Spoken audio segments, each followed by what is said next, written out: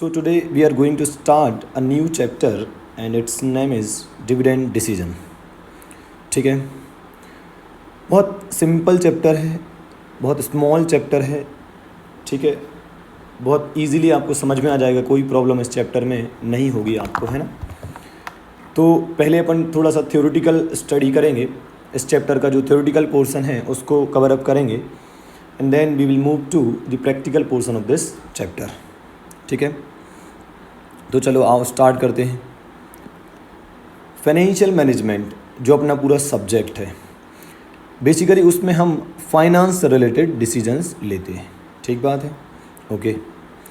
अब financial decision जो होते हैं वो 3 टाइप के होते हैं. उसके अंदर मेनली 3 टाइप के डिसीजन आते हैं. पहला फाइनेंसिंग डिसीजन. ठीक बात है, मतलब पैसा कहाँ से लेकर आना है, कितना पैसा लाना है. ठीक है भाई, बिजनेस चलाना तो पैसा तो चाहिए पड़ेगा, तो पैसा कहाँ से लेकर आना है, कितना लेकर आना है. ठीक है, इससे रिलेटेड 3-4 टॉपिक अपने फाइनेंशियल मैनेजमेंट में हैं, मतलब अपने सिलेबस में हैं, जैसे कि capital structure theories, leverage, cost of capital, है ना, ऐसे कुछ. फिर इन्वेस्टमेंट डिसीजन आता है. इन्वेस्टमेंट डिसीजन मतलब कि पैसा कहाँ पर इन्वेस्ट करना है, कहाँ पर अपना पैसा लगाना है. और इससे रिलेटेड हमने एक टॉपिक पढ़ा था जिसका नाम है कैपिटल बजटिंग. एक और है risk analysis in capital budgeting, है ना, जो कि कैपिटल बजटिंग का ही एक एक्सटेंशन है, यूँ समझ लीजिए आप, है ना. और फिर फाइनली हम आते हैं डिविडेंड डिसीजन पर. ठीक है, जो हम आज पढ़ने वाले हैं. तो डिविडेंड डिसीजन में क्या होता है, ये डिसीजन लेना होता है कि डिविडेंड डिस्ट्रीब्यूट किया जाए या फिर ना किया जाए. डिविडेंड डिस्ट्रीब्यूट करेंगे तो क्या होगा, कंपनी के लिए अच्छा होगा या बुरा होगा. डिविडेंड डिस्ट्रीब्यूट नहीं करेंगे तो शेयर होल्डर्स के लिए अच्छा होगा या बुरा होगा. इस टाइप के डिसीजन हमें यहाँ पर लेने हैं. तो अपन यूँ कह सकते हैं कि जो आपका फाइनेंशियल मैनेजमेंट होता है या फिर आपको जो फाइनेंशियल मैनेजर होता है उसे मेनली 3 डिसीजन लेने होते हैं. कि पहला डिसीजन पैसा कहाँ से लाना है, मतलब फाइनेंसिंग डिसीजन. पैसा कहाँ लगाना है, मतलब इन्वेस्टमेंट डिसीजन. और जो कमाया है उसको बांटना भी है या नहीं बांटना है. बांटना है तो कितना बांटना है. ठीक है, कितना डिस्ट्रीब्यूट करना है, कितना डिस्ट्रीब्यूट नहीं करना है. इस टाइप के डिसीजन जो है वो हम डिविडेंड डिसीजन के अंतर्गत लेते हैं. ठीक है, चलिए और आगे बढ़ते हैं और अब समझते हैं डिविडेंड होता क्या है. तो आई थिंक ये सब आप आराम से, मतलब बहुत बार आपने पढ़ा होगा, लॉ में भी आप पढ़ते हैं, सभी जानते हैं डिविडेंड मतलब क्या होता है. It's a part of profit which is distributed to shareholders. तो प्रॉफिट का वो हिस्सा जो शेयर होल्डर्स को डिस्ट्रीब्यूट कर दिया जाता है उसे हम डिविडेंड कहते हैं. ठीक है, तो यार देखो, जो प्रॉफिट होता है उसके 2 टुकड़े होते हैं. एक तो वो जिसे हम बांट देते हैं, ठीक है, कुछ पोर्शन हमने बांट दिया एज डिविडेंड, और दूसरा जो हम रोक कर रख लेते हैं उसे कहते हैं रिटेन्ड अर्निंग.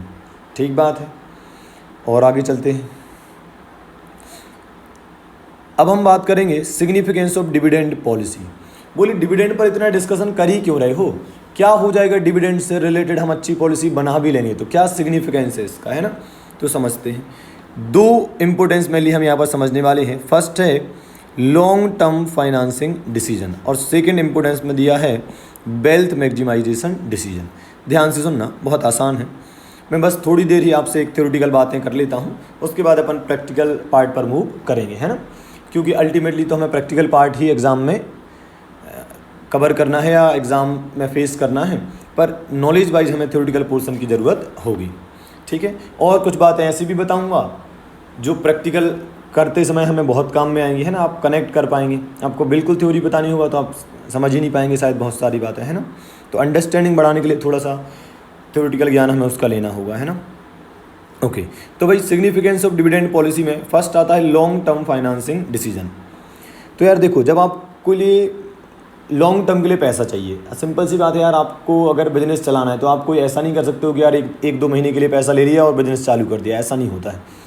आपको पैसा चाहिए होता है लॉन्ग टर्म के लिए. ठीक है, तो मान लो आपने लॉन्ग टर्म फंड लेना है, ऐसा डिसाइड कर लिया है. ठीक है, तो अब आपके पास 2 ऑप्शन है, या तो डेट वाला ऑप्शन मतलब उधार ले लो, या फिर इक्विटी वाला ऑप्शन. ठीक है, और if we go for equity as financing option, यदि हम डिसाइड करते हैं कि डेट और इक्विटी में से हमें इक्विटी से पैसा उठाना है, तो फिर इक्विटी में 2 पार्ट आते हैं. पहला, इक्विटी शेयर कैपिटल के फॉर्म में पैसा उठा लो, या फिर रिटेन्ड अर्निंग से ले लो पैसा, मतलब जो ऑलरेडी रखा हुआ है वो यूज़ कर लो. ठीक है। तो नॉर्मली रिटेन्ड अर्निंग वाले ऑप्शन को प्रेफर किया जाता है, मतलब इक्विटी शेयर कैपिटल और रिटेन्ड अर्निंग में रिटेन्ड अर्निंग को प्रेफर करा जाता है। क्यों? क्योंकि इसमें कोई फ्लोटेशन कॉस्ट नहीं होती है। मतलब आप बताइए, अगर आप न्यू शेयर इशू करेंगे तो क्या होगा, तो आपको इशू करने में कुछ खर्चे आएंगे, डॉक्यूमेंटेशन का जो खर्चा होता है, अदर लीगल चार्जेस वगैरह हो सकते हैं। पर जो रखा रखाया पैसा है उसको तो बस उठाकर यूज़ करना है, तो उसमें कोई फ्लोटेशन कॉस्ट नहीं है। ठीक बात है। तो भाई रिटेन्ड अर्निंग वाला ऑप्शन प्रेफर करा जाता है क्योंकि उसमें कोई फ्लोटेशन कॉस्ट नहीं है। But before retaining the amount entity has consider the following matters. मतलब अगर आपने डिसाइड कर ही लिया है कि यार जो पैसा हमने कमाया है उसमें से उसको हमें बांटना नहीं है, उसको डिस्ट्रीब्यूट नहीं करना है, बल्कि हमें उसको रिटेन करना है, तो आपको कुछ बातें जो है कंसिडर करनी पड़ेंगी। पहली बात, whether entity has opportunity in hand to invest the amount of retained earning. तो यार देखो, पहले मैंने आपको क्या बताया कि इक्विटी शेयर कैपिटल और रिटेन्ड अर्निंग में रिटेन्ड अर्निंग वाले ऑप्शन को प्रेफर करा जाता है। क्यों प्रेफर करा जाता है वो मैंने बता दिया, क्योंकि रिटेन्ड अर्निंग में कोई फ्लोटेशन कॉस्ट नहीं होती है। ठीक बात है। अब थोड़ा सा बात को चेंज कर रहा हूँ, और वो ये है कि जब आप ये डिसाइड कर लेते हो कि आपको अमाउंट रिटेन करके रखना है, डिस्ट्रीब्यूट नहीं करना है, तो ये डिसाइड करने वाले होते हो ना, तो आपको कुछ मैटर कंसिडर करने होते हैं। 2 मैटर मैंने यहाँ पर लिखे हैं, फर्स्ट और सेकेंड। फर्स्ट ये है कि अगर आप पैसा शेयर होल्डर को डिस्ट्रीब्यूट नहीं कर रहे हो तो whether you have opportunity in hand to invest that amount. मतलब जो ऐसे मान लो एक कंपनी ने 10 लाख रुपया कमाया, अब आप शेयर होल्डर को 10 लाख रुपये देना चाहिए पर आप नहीं दे रहे हो, तो क्या 10 लाख रुपये कहीं और इन्वेस्ट करने वाले हो? क्या आपके पास अच्छी इन्वेस्टमेंट अपॉर्चुनिटी है? अगर है तो रिटेन करो, अदरवाइज क्यों कर रहे हो? इससे अच्छा शेयर होल्डर्स को बांट दो। ठीक बात है। एक और बात, whether ROI is greater than cost of capital, that is KE। ध्यान से सुनना है इसको। देखो, कॉस्ट ऑफ कैपिटल या फिर KE मतलब होता है expectations of the share holders. मतलब जब कोई शेयर होल्डर किसी कंपनी में पैसा लगाता है तो उसकी कुछ ना कुछ एक्सपेक्टेशन तो होती है कि यार हमें क्या मिलना चाहिए हर साल। ठीक है। तो शेयर होल्डर की एक्सपेक्टेशन ही कंपनी के लिए क्या होती है? कॉस्ट होती है। इसलिए उसको कहा जाता है कॉस्ट ऑफ कैपिटल। अब ऐसे समझ लीजिए आप, जैसे मान लो आपने किसी से लोन लिया, तो लोन में तो रेट फिक्स होता है, सपोज 10% फिक्स है, तो कॉस्ट ऑफ लोन या कॉस्ट ऑफ डेट कितनी होगी? 10%। पर इक्विटी में तो फिक्स परसेंटेज होता ही नहीं। तो क्या इक्विटी की कोई कॉस्ट नहीं होती है? ऐसा नहीं है यार, कहीं ना कहीं वो भी तो अपन से एक्सपेक्ट करते ही है ना, तो उनकी जो एक्सपेक्टेशन है वही हमारे लिए होती है cost. So cost of capital मतलब कैपिटल को उठाने का खर्चा। ठीक बात है। अब इनका कहना है कि अगर आपका ROI ज़्यादा है कॉस्ट ऑफ कैपिटल से तो ही आपको पैसा रिटर्न करना चाहिए। इसका मतलब ये हुआ, सपोज आपका ROI है 20%, इसका मतलब अगर कंपनी पैसे को कहीं पर भी इन्वेस्ट करेगी तो कंपनी 20% कमा सकती है। ठीक बात है। अगर कंपनी कहीं पर भी इन्वेस्ट करेगी तो वो 20% से कमा सकती है, और अगर यही पैसे वो शेयर होल्डर को दे दे तो शेयर होल्डर केवल 12% से कमा पाएंगे। या यूँ कहो कि शेयर होल्डर की एक्सपेक्टेशन केवल 12% है। अच्छा, उनकी एक्सपेक्टेशन 12 ही क्यों है सर? 12 ही क्यों रहेगी उनकी एक्सपेक्टेशन? इसलिए क्योंकि हो सकता है वो जानते हैं कि अगर उनके पास पैसा आ जाए ना और उस पैसे को वो कहीं और लगाएंगे तो वो 12% ही कमा पाएंगे। तो यार जब मैं शेयर होल्डर हूँ, मुझे पता है कि यार मैं 12% से कमा पाऊँगा कहीं और से, ठीक है, तो मैं कंपनी से भी नॉर्मली ये एक्सपेक्ट करूँगा कि यार तुम मुझे 12% से कमा कर दे दो।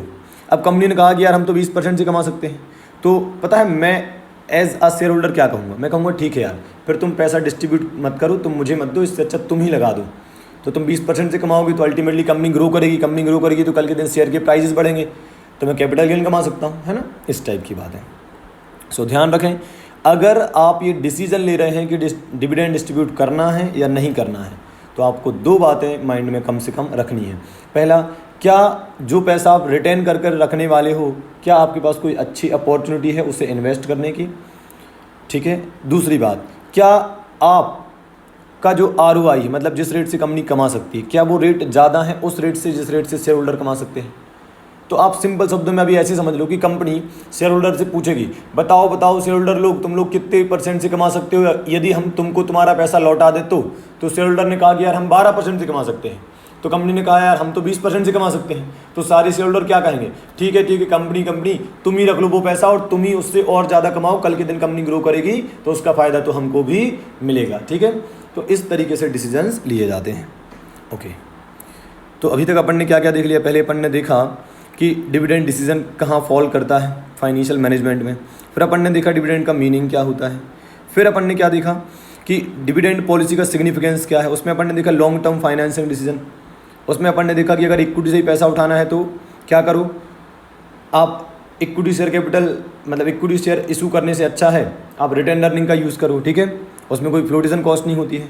फिर अपन ने एक और बात पढ़ी कि जब भी आप ये डिसीजन लेंगे कि पैसा बांटना है या रिटेन करना है तो आपको कौन सी बातें दिमाग में रखनी है, ठीक है।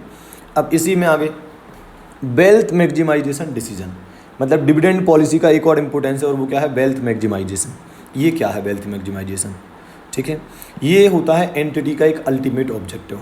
अब देखना क्या होता है, जैसे आपने प्रॉफिट कमाया और आपने ज़्यादा डिस्ट्रीब्यूट कर दिया, मतलब आप डिविडेंड के रूप में ज़्यादा डिस्ट्रीब्यूट करोगे या करने वाले हो, ऐसा कुछ हो रहा है, तो क्या होगा, तो शेयर होल्डर तो खुश हो जाएंगे। भाई अगर कंपनी ने कमाया और वो ज़्यादा से ज़्यादा डिस्ट्रीब्यूट करेगी तो हो सकता है बहुत सारे शेयर होल्डर खुश हो जाएं, लेकिन इससे नुकसान क्या होगा, company may have to forgone investment opportunities. फिर अगर कंपनी कहीं अच्छा इन्वेस्ट करके अच्छा कमा सकती थी तो वो अब नहीं कमा पाएगी क्योंकि उसने तो पैसा शेयर होल्डर को डिस्ट्रीब्यूट कर दिया। तो ठीक है, दूसरा कुछ सोचते हैं, अगर डिस्ट्रीब्यूट लेस मतलब हम कम बांटें तो मतलब ना बांटें या बहुत कम बांटें डिविडेंड तो क्या होगा, तो हो सकता है शेयर होल्डर में नॉट फील हैप्पी, हो सकता है उन्हें अच्छा ना लगे, और उन्हें अच्छा नहीं लगेगा तो market price of shares decrease हो जाएगी। कैसे, मान लो मैं शेयर होल्डर हूँ और मेरे जैसे बहुत सारे लोग हैं, हम सब चाहते हैं कि कंपनी डिविडेंड बांटे, ठीक है, लेकिन कंपनी ने डिविडेंड नहीं बांटा तो हमको गुस्सा आया, हमको अच्छा नहीं लगा, हमको लगा डिविडेंड बांटना चाहिए था पर ये तो डिविडेंड बांट ही नहीं रही है, तो हम क्या करेंगे, हम अपने शेयर्स को बाज़ार में बेचना शुरू करेंगे।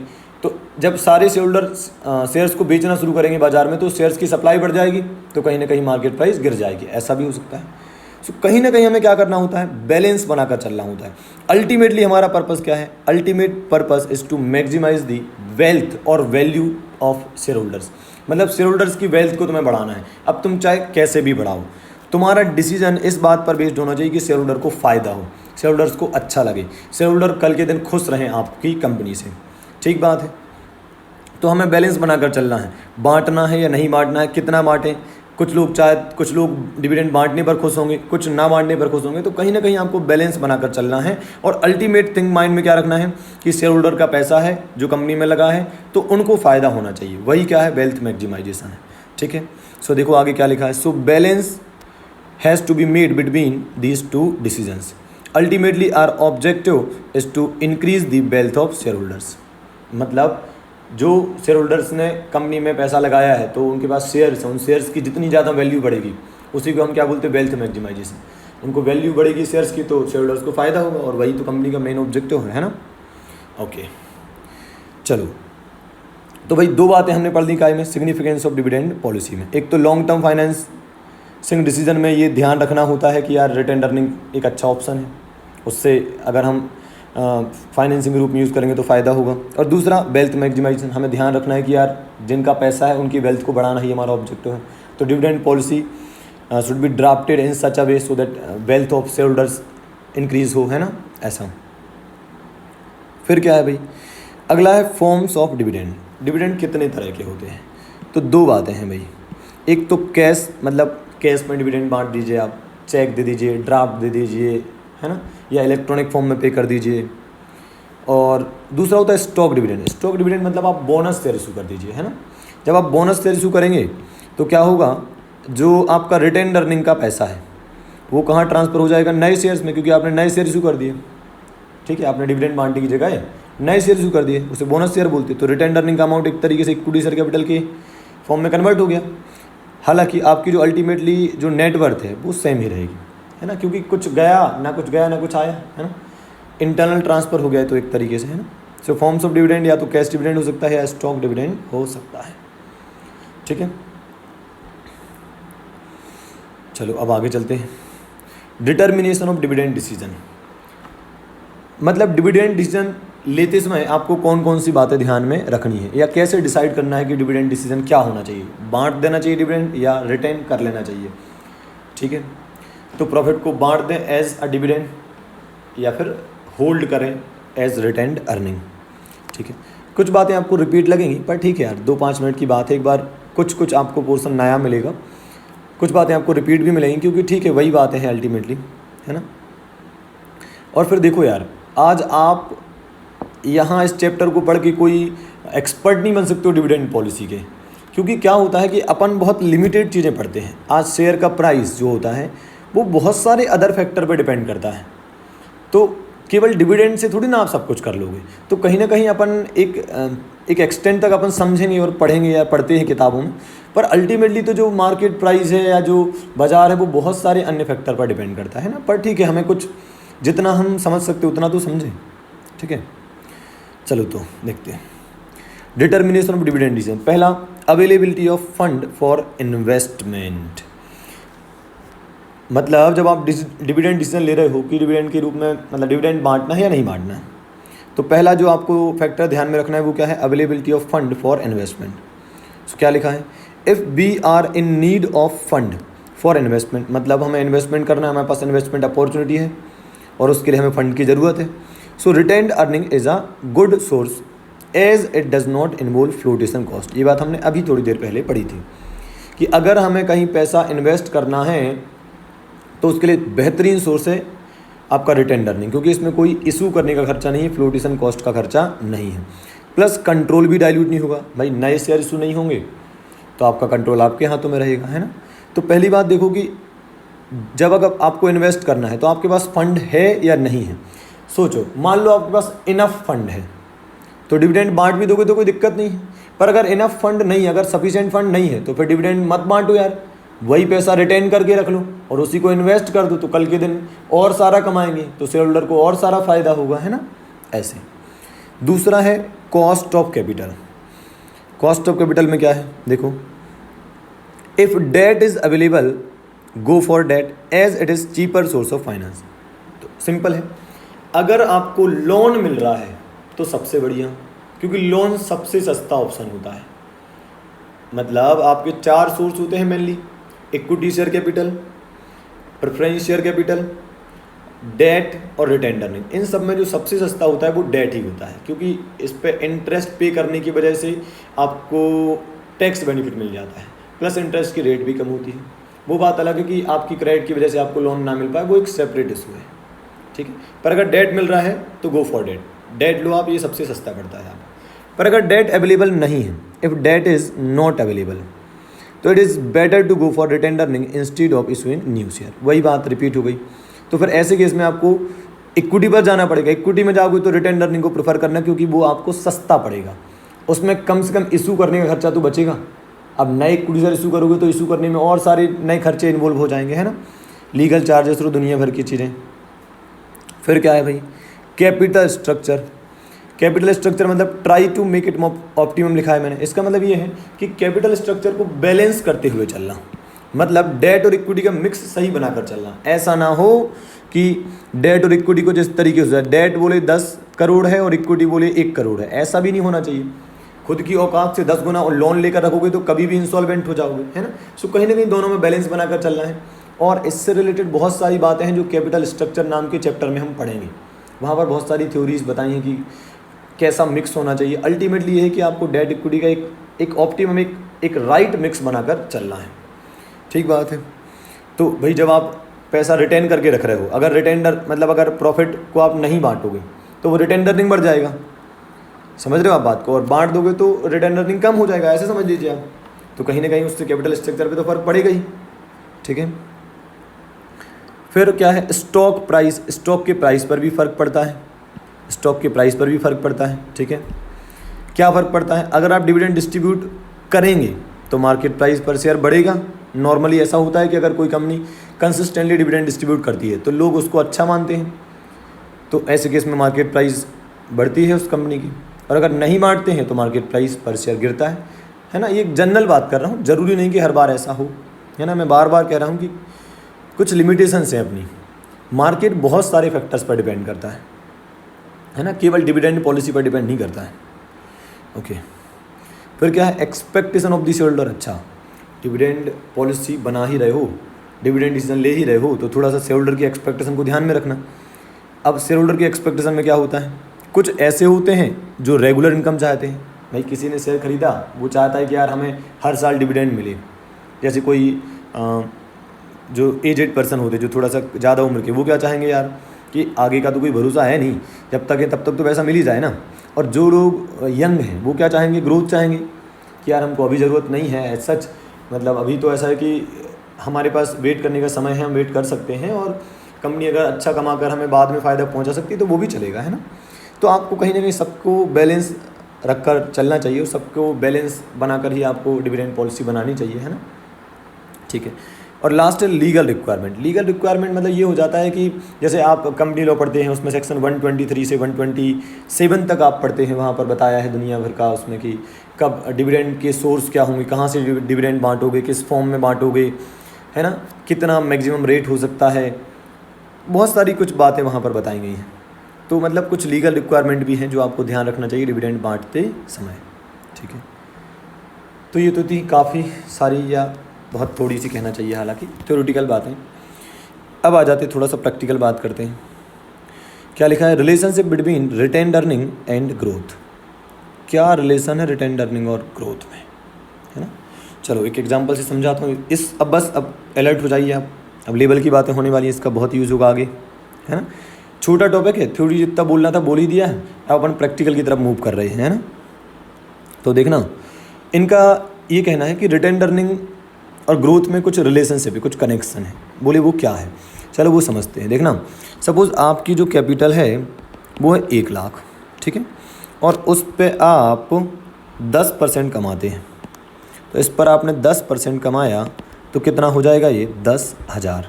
ठीक बात है, ये हो गया आपका प्रॉफिट। ठीक है। अब इसमें से आप क्या करेंगे, डिविडेंड बांटेंगे या फिर रिटेन्ड करके रख लेंगे। ठीक है। आपने मान लो पूरा 10,000 डिविडेंड बांट दिया, रिटर्न करके कितना रखा, 0। ठीक है, ख़त्म कहानी। आपकी क्लोजिंग कैपिटल कितनी होगी, आपकी क्लोजिंग कैपिटल कितनी होगी, कोई बता सकता है आपकी क्लोजिंग कैपिटल कितनी होगी। सेम टू सेम 1 लाख ही भाई, 1 लाख लगाया था, 10,000 कमाया, 10,000 ही बांट दिया, तो अल्टीमेटली कैपिटल तो 1 लाख ही रहेगी। ठीक बात है। अगले साल क्या होगा, यही क्लोजिंग कैपिटल ओपनिंग कैपिटल बनेगी। ओपनिंग कैपिटल अगेन कितनी है, 1 लाख। ठीक है, उस पर 10% कमाओगे तो प्रॉफिट कितना हो जाएगा, 10,000। ठीक है, और मान लो आपने फिर से 10,000 बांट दिया, बचाया कुछ भी नहीं, तो अल्टीमेटली आपकी क्लोजिंग कैपिटल एम्प्लॉयड कितनी रहेगी, वही 1 लाख। तो देखो, क्या आप ग्रो कर रहे हैं, क्या आप ग्रो कर रहे हैं, नहीं कर रहे, बताओ कहाँ से दिख रहा है। आप पहले भी 10,000 कमा रहे थे, आप पहले भी 10,000 कमा रहे थे, अभी भी 10,000 कमा रहे हो, बताओ यारो। तो आप ग्रो ही नहीं कर रहे। आप पहले भी डिविडेंड 10,000 बांट रहे थे, अभी भी 10,000 ही बांट रहे हो, तो मतलब आप ग्रो कहाँ कर रहे हो, आप तो एक कांस्टेंट सिचुएशन पर आ चुके हो, है ना। अब सेकंड कंडीशन चेक करना,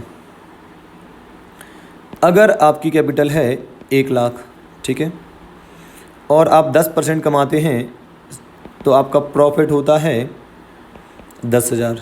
ठीक है, आपने डिविडेंड के रूप में 5,000 बांट दिया और रिटेन्ड अर्निंग है आपकी 5,000। आपने 10,000 में से 5,000 बांट दिया, 5,000 बचा लिया। ठीक है, अब बताइए मुझे, अब आपकी क्लोजिंग कैपिटल कितनी होगी। ये तो थी आपकी ओपनिंग, आपकी क्लोजिंग कैपिटल कितनी होगी, ज़्यादा होगी। क्यों, क्योंकि 1 लाख पर 10,000 कमाया था, उसमें से 5,000 बांट दिए, 5,000 तो बचा लिया।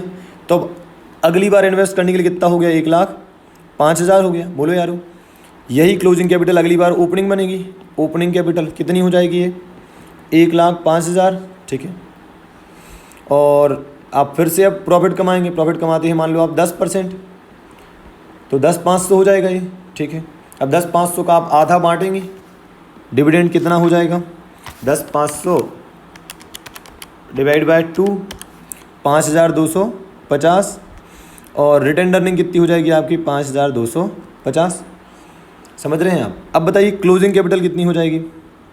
तो ओपनिंग थी 1 लाख 5,000, अब आपने 10,500 कमाया, उसमें से 5,250 ही बांटे, मतलब 5,250 अभी भी बचे हैं।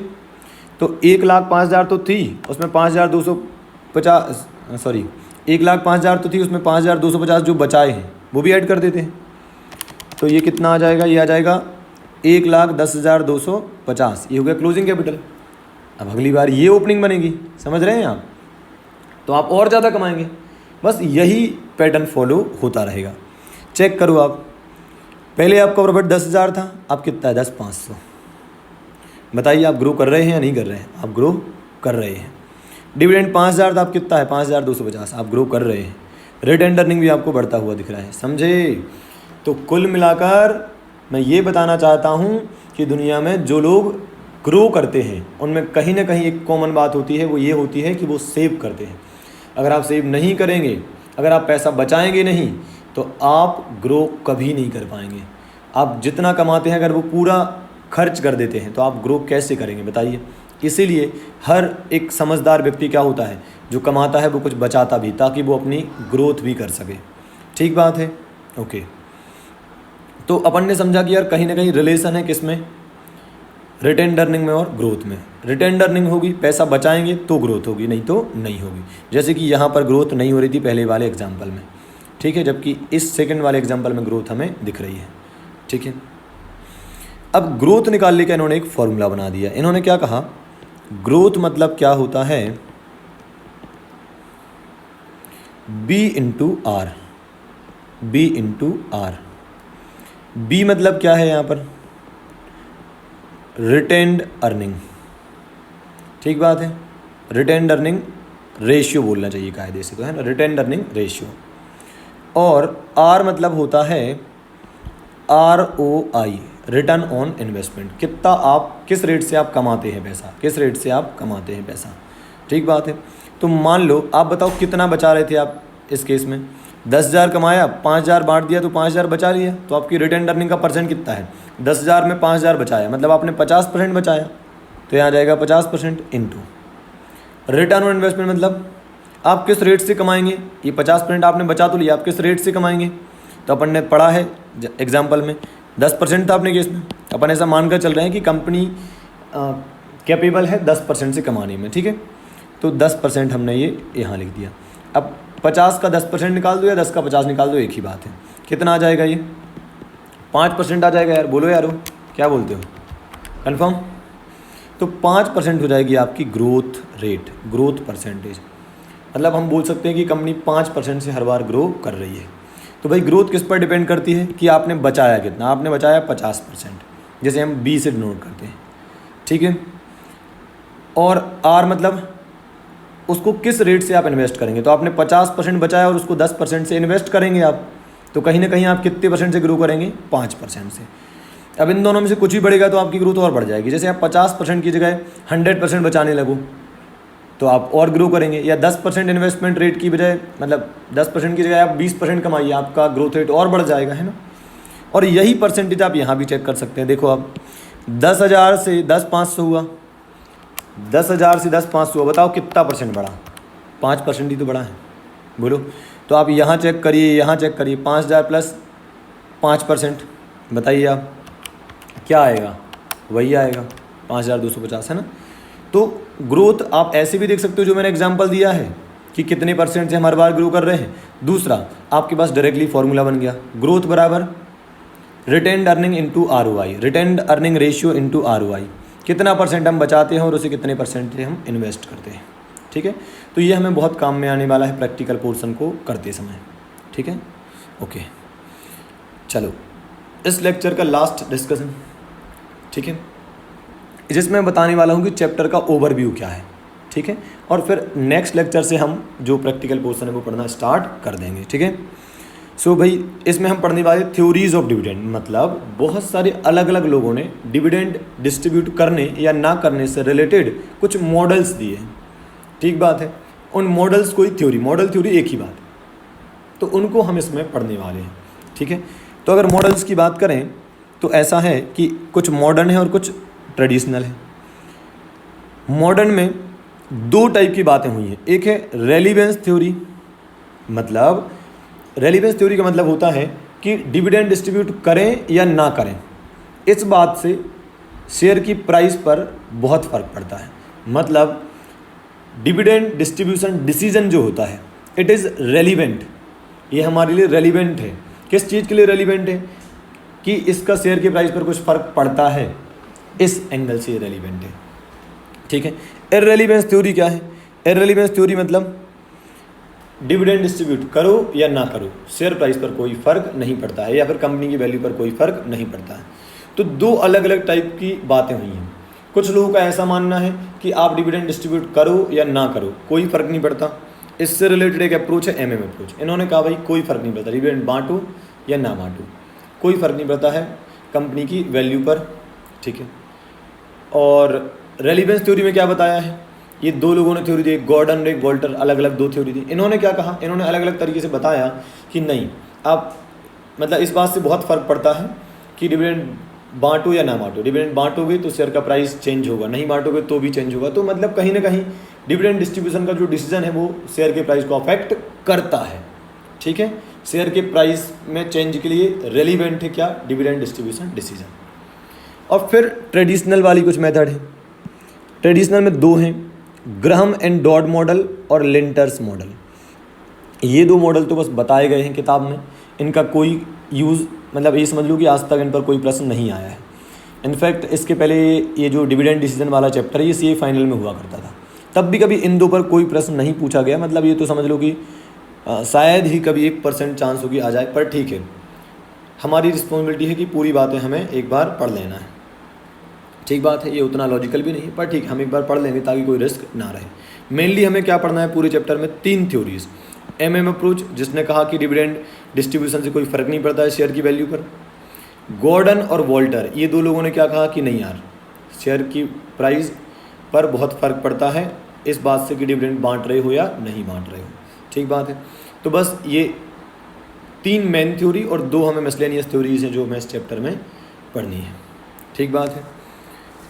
तो आज के लेक्चर में बस प्रैक्टिकल केवल एक ही पोर्शन था और वो था रिटेन्ड अर्निंग का रिलेशन किसके साथ, ग्रोथ के साथ, ठीक है। ओके, बाकी पढ़ते हैं अपन नेक्स्ट लेक्चर में।